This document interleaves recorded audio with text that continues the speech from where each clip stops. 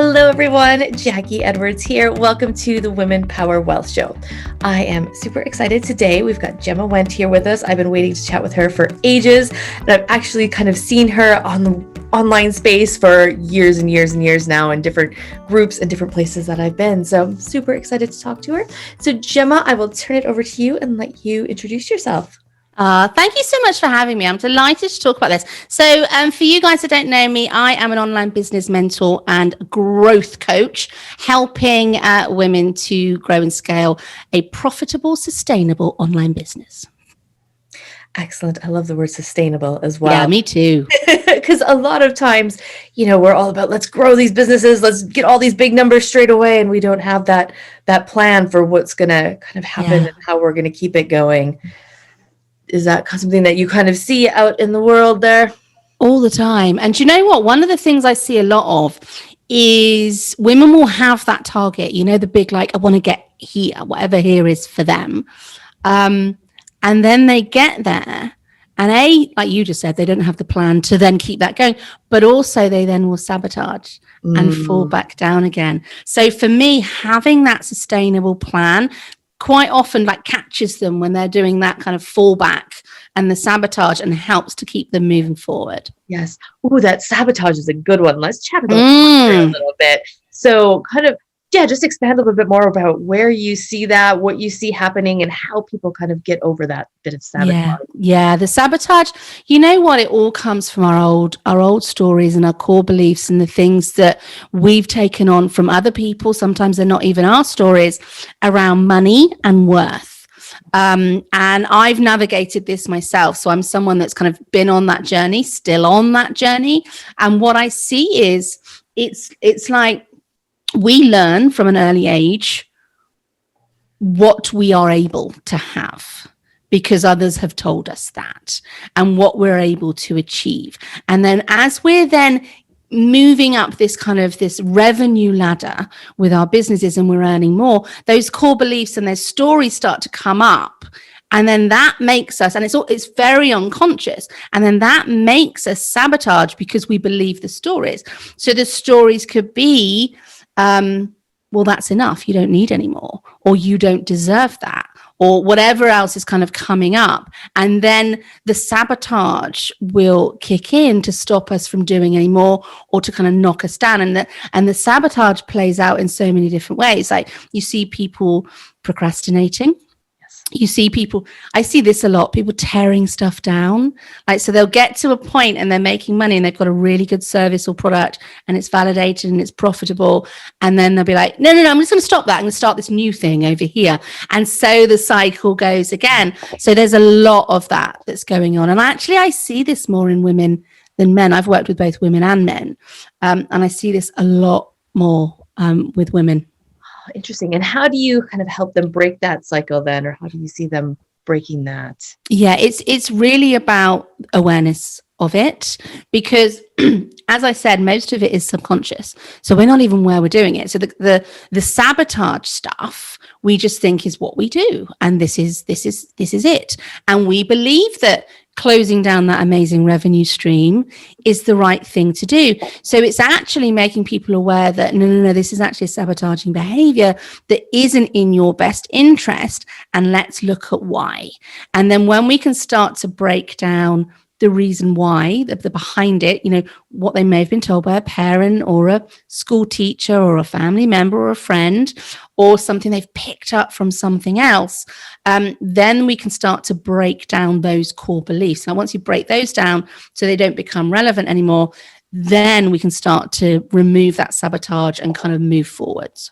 Yeah, that's brilliant. And I think I'm just thinking because I was like, oh, gosh, I see where I've done that as well. So yeah, we all do it. Yeah, it's just something that happens just so regularly. And like you said, without us even realizing it's happening, which is why it's so important to have kind of those other people around you that can help you talk through these things and just point out, hey, maybe. Yeah, exactly. We all need a mirror. We need someone to just show us actually what's going on so that we can then take steps to remove it or work through it or heal from it. Yeah, exactly. All right. So that was good. I love talking talking about that. That was something that was going to be on my radar. So, all right, let's focus a little bit on some money topics. Yeah. So in kind of your business, we talked right before we came on, you kind of said had money, no money, had money again. I've kind of gone through that same cycle. What have you noticed at like different points in your life around money, how things have been different, how they've been the same, how relationships have changed as you've, had money and not had money? Yeah, for sure. So 7 years ago, I was in a job. So I've had a business before. Like my first business was, it's about 15 years ago, which makes me feel really old. Yeah. It was a digital marketing agency, which is like a physical agency in Soho in London. And I loved it. And then after that, I was kind of headhunted by a couple of clients. So I then became director at a couple of agencies. Now, I, at that time, was working as a director. I had a 6-figure salary, was very, very happy, plenty of money to do the things I wanted to do, living an amazing London life. I became pregnant and I chose to be a single mum with the parents. I wasn't with the father anymore. And we kind of discussed that, and that was a joint decision. And so I was preparing to be a mum, and I sadly lost my job at 7 months pregnant. So everything collapsed around me.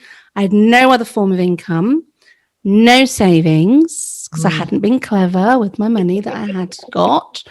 And I obviously couldn't get a job because I was about to drop. Yeah. So that because I'd run a business before, I just thought, okay, my only choice is to start a business.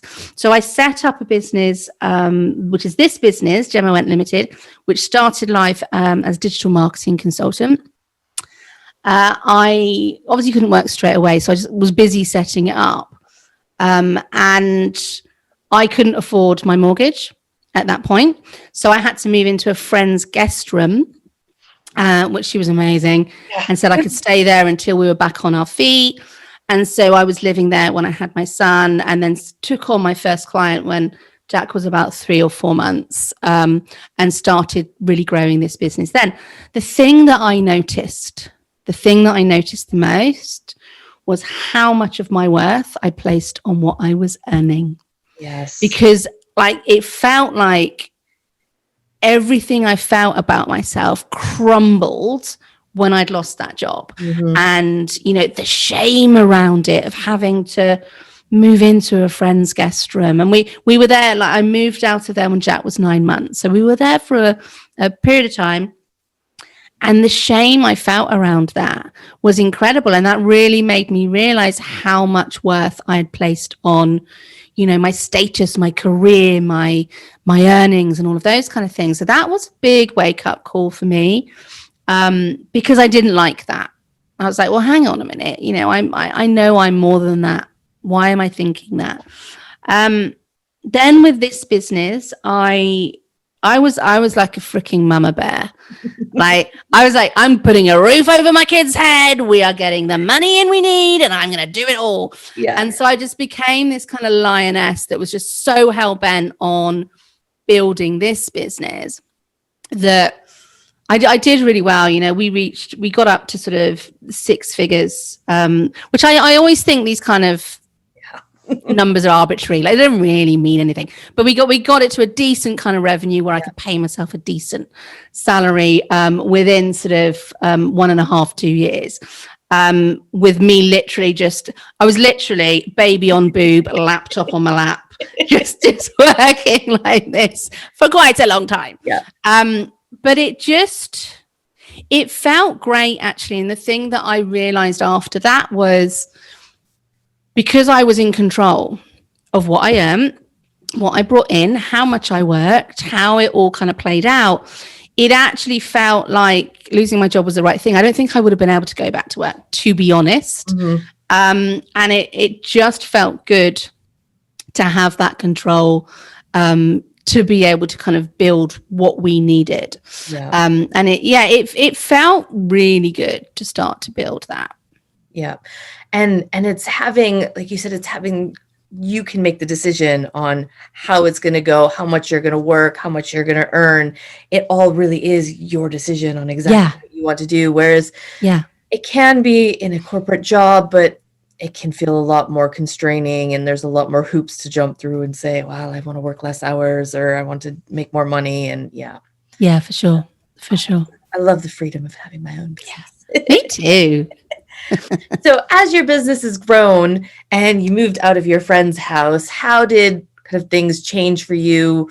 I guess in the things that you were kind of able to do in your life. So I assume you kind of had to like scale everything back spending wise while you were, building everything up. Yeah. How were you able to kind of come out of that? And again, not almost sabotage yourself and hold yourself back and be like, wow, this is my limit, or, ooh, it's all too good to be true kind of thing. Yeah, for sure. Well, the thing I think with the learnings I had around that, I realized that my money habits hadn't been really supportive, like the fact that I didn't have any savings and stuff like that.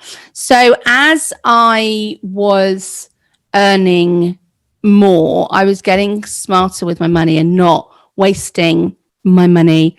I, from an early stage, and this is actually something that gets me really riled up with small business owners. I was really clear how much salary I needed to pay myself from the get-go. Like, we need this amount of money for me to be able to rent a place, pay for everything I needed to pay for, and live a really nice life. Yeah. And so I went for hell for leather to pay myself that salary. And that was my thing. Pay me first. Yeah. Because that keeps us going, right?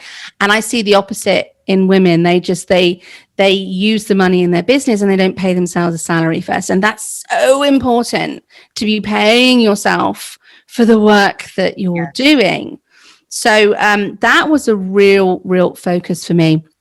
In terms of what was kind of going on for me, I think, do you know what? I think after that real kind of stressful period of losing my job and just feeling like, oh my God, that I never want to be back in that scary place, I think I was on autopilot for about 2 years of just like, got to earn more. And I was just growing the business, which was amazing, is still amazing. I love my business, but it made me realize that the importance of having that. And it also made me realize the importance of that fear. I didn't want to be driven by that fear of like, have to have money.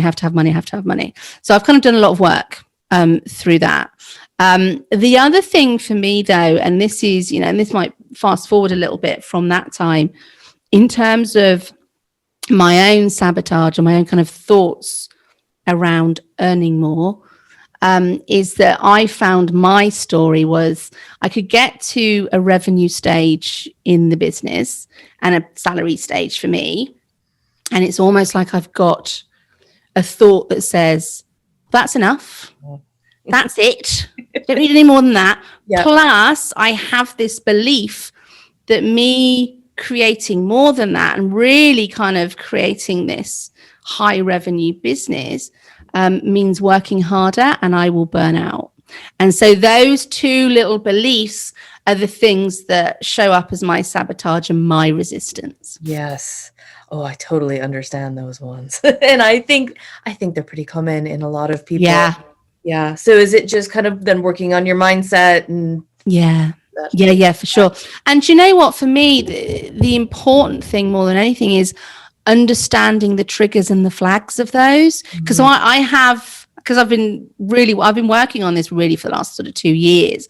And it's noticing the patterns, the things that I do unconsciously that show me that this is coming up. These fears are kind of showing their faces again, because I go into little patterns of doing things that I wouldn't normally do to sabotage. Yeah. And then that shows me that, oh, okay, we need to step back. Again. Yeah, we're here again. Let's step back and do some inner work and get some help and work through that. Awesome. And what about kind of now? We're in a bit of chaotic times. Things are a little bit crazy. We've got coronavirus. We've got Brexit here in the UK. The economy is going to be crazy after all the shutdowns and lockdowns and everything. What do you recommend to people to kind of building a business now, getting money now, making yourself feel kind of safe and secure? Yeah, for sure. So for me, it's really based around two core things. The first thing is that, I've been through recessions before because basically I'm old. And so it doesn't scare me because I see opportunity in recessions. I see opportunity in these kind of economic ups and downs. And I've seen so many small businesses especially flourish when they do the right things. And I think businesses that are based online are really well placed to do well through all of this. So for me, the first thing is all about understanding your audience. Like, what do they need now? Like, everyone is in a state of stress, of anxiety. Our needs and wants have changed from, God, a month ago, 6 months ago. And so when you're serving those people, do you really understand what they need right now?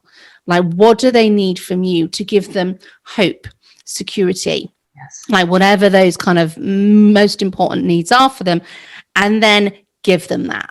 Like, just get those products and services out that give them the things that they need the most, because then you're going to sell. So for me, the first thing is understanding those people and designing everything around that. Your products, your services, your messaging, content, everything. And being really fast with that kind of pivot. So if you find that your services and products aren't serving what they need now, change fast, like boom, boom, boom, and out, because we don't have time to faff around with pretty sales pages and things. We just need to get stuff out.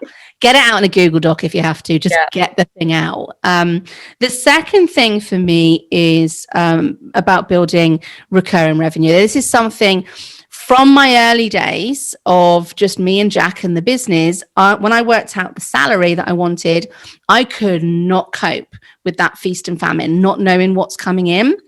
So I worked really hard to secure at least 6 months of recurring revenue so that I knew that that was coming in, so that I knew I could pay my salary and pay my rent, because the buck stopped with me. And that's remained the same throughout my business. So creating recurring revenue, and you can do this with products, services, anything, and having at least 6 months of that locked in, and having it at least cover all of your operating expenses, your salary and the salary that you need to pay yourself without reducing your salary, and your taxes and all the important things, that it at least covers that. That is the priority. Like with my clients, that's what I teach them. Like, just go hell for leather, get that locked in for at least 6 months. Then you can take a bit of a breath. Yeah. Right. And those two things for me right now, for any business actually, is going to be the most important thing to get you through, because it just takes the pressure off. Yes. I love that idea of the recurring revenue, because a lot of, I don't need to hear lots of money people talking, and they're like, oh, you should have your savings account, your like 8-month savings account, which is a great thing. And I think you should have savings, and that's lovely, but that can take quite a long time to build up. Whereas if you focus, let's build that revenue. Let's make sure you locked in that revenue. Then again, you're moving forward right now. You've got that safety and security for the next 6 months. You can start putting some away and build up that savings pot. But if you've got that revenue that you know is coming in, it just relieves so much pressure. It's really important right now, because it always has been, as I said, for me, and it's been the core of my business model and what I teach. But right now, we are in such a state of heightened stress and anxiety. We don't need the feast and famine cycle to make that worse. We need to know that I know I can look forward 6 months, everything's covered. Yeah. It's such a difference in how we show up, because when you're in the feast and famine, you show up in crisis every single day because you're really worried. Yeah, and your energy is completely different when you're and who you're going to attract is going to be completely different. Yeah.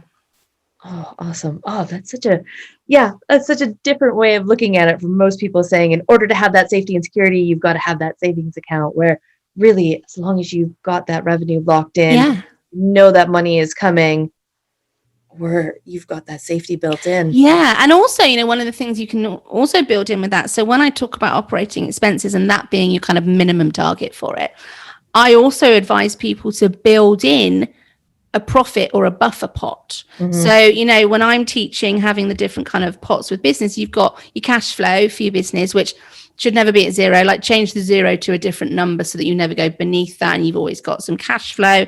Then have a profit pot. So if you even if it's 5% of your revenue, put that away every month. Then your tax pot, which gets put away anyway, but then a buffer pot. And for me, the buffer is at least 3 months of operating expenses. So if you get sick, which people are at the moment, your business can run without you for 3 months.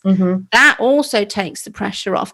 And so if you don't have that, when I talk about that, most people are like, oh my God, I have to do that really quickly. And it's like, well, no, let's build it into what your target is every single month for the recurring revenue. So if as part of you doing that, you're putting 200, 300, 500, I don't know, whatever it is, pounds away to build up that pot. Hopefully then by the end of the 6 months of the recurring revenue, you've got that in and you've got even more security. Exactly. Oh, that's beautiful. Because a lot of people are in such a hurry to get everything in place. And that's where like the panic comes in and the overwhelm comes in. You have to have it all perfect right now. All the buckets there, all the money there, everything that you need. And it just doesn't work that way. It's too much pressure. It's too much pressure. But building that up consistently is the thing that's going to really help. So an important thing that we've kind of keep touching on is really understanding your numbers and how much money you actually need in all of these different places. Yes. That's something that I see so many people missing. And people will come to me and just be like, oh, I need 10,000 pounds a month. And that seems to be like the most common number to start with. They're like 10,000 pounds a month. And I'm like, well, where does that number even come from? Like, what does that really mean? Like, what is that paying for? Is that actually going to pay for everything? Is it not? What does it mean? So you kind of see around people understanding their numbers. Most people don't. And I think for women particularly, there's a lot of fear around numbers, which I think is ancestral and, the stuff that we've been taught. And it's hard to kind of break through that. So I see a lot of women just putting their heads in the sands and just cracking on without actually knowing them. And it's so important because we have so much power when we have money. With all of the things that are happening in the world at the moment, I absolutely believe that women can change the world. I believe wealthy women can really freaking change the world. So for me, it's about empowering yourself to break through that, know your money, get rid of any shame around it. There is no shame. Forgive yourself for that and just understand those important bits of your money.